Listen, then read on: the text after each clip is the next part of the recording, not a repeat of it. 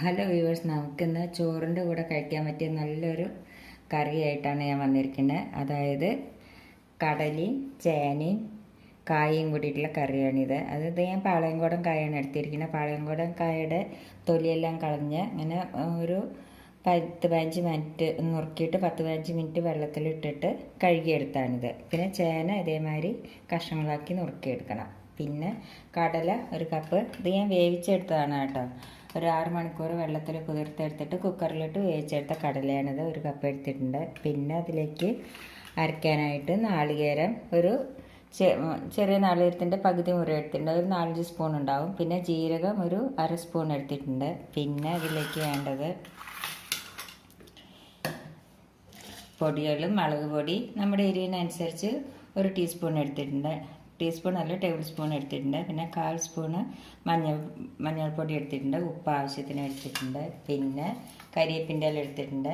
പിന്നെ വറ്റൽമുളകും കടുക് 1 സ്പൂണ് വറുത്തിടാനായി എടുത്തിട്ടുണ്ട്. പിന്നെ കുറച്ച് വെളിച്ചെണ്ണ വേണം. ഇത്ര സാധനമാണ് ഇത് ഉണ്ടാക്കാനായിട്ട് വേണ്ടത്. ഇത് ചോറിൻ്റെ കൂടെ കഴിക്കാൻ നല്ല ടേസ്റ്റുള്ള ഒരു കറിയാണ് കേട്ടോ. അപ്പം നമുക്കിനി ഇത് എങ്ങനെയാണ് ഉണ്ടാക്കുന്നത് നോക്കാം. നമുക്കൊരു കുക്കർ അടുപ്പത്ത് വയ്ക്കാം.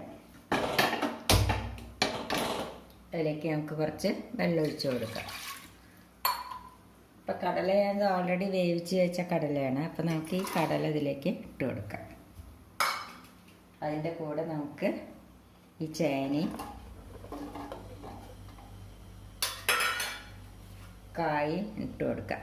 കായയുടെ ഇത് പാളയംകോടൻ കായാണ്, വീട്ടിലുണ്ടായതാണ് കേട്ടോ.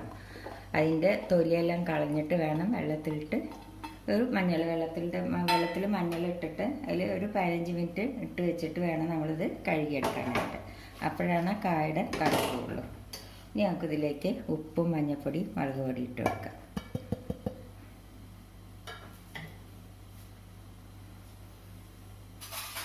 എന്നിട്ട് നമുക്കിതൊന്ന് ഇളക്കി കൊടുക്കാം.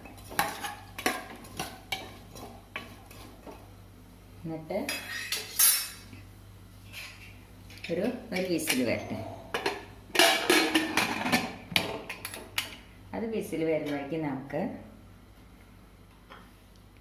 ഈ നാളികേരം ജീരകം കൂടി മിക്സിയിലിട്ടിട്ട് നമുക്കൊന്ന് അരച്ചെടുക്കാം. നമുക്ക് കായും ചേനയും വെന്തോന്ന് നോക്കാം. ഒരു വിസിൽ വന്നു.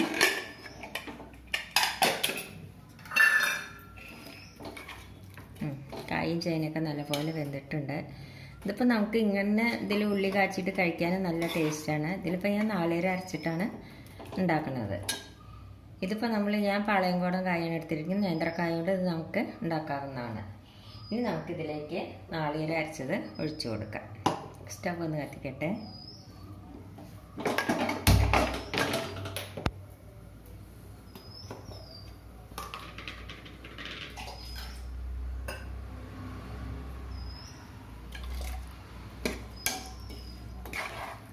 കുറച്ചും കൂടി വെള്ളം ഒഴിച്ച് കൊടുക്കാം.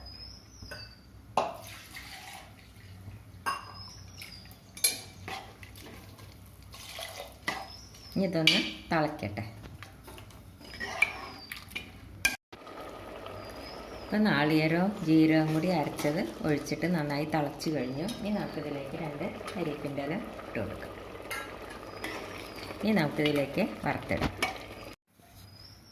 വറുത്തിടാനായിട്ട് ഒരു പാൻ അടുപ്പത്ത് വെച്ചു. അതിലേക്ക് നമുക്ക് വെളിച്ചെണ്ണ ഒഴിച്ചു കൊടുക്കാം. ഇതിലേക്ക് നമുക്ക് കടുക് ഇട്ട് കൊടുക്കാം. വറ്റൽമുളക് ഇട്ട് കൊടുക്കാം.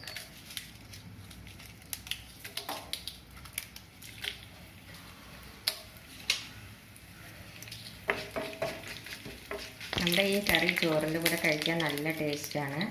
അപ്പോൾ നിങ്ങൾക്ക് എൻ്റെ വീഡിയോ ഇഷ്ടപ്പെടുകയാണെങ്കിൽ ലൈക്ക് ചെയ്യാനും ഷെയർ ചെയ്യാനും സബ്സ്ക്രൈബ് ചെയ്യാനും മറക്കരുത്.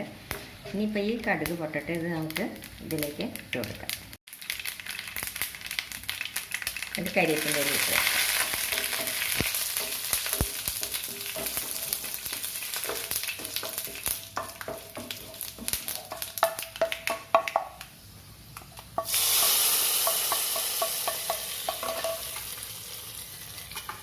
നമ്മുടെ കറി റെഡിയായി. അപ്പോൾ എല്ലാവരും ഇത് ട്രൈ ചെയ്ത് നോക്കുമല്ലോ. Thank you.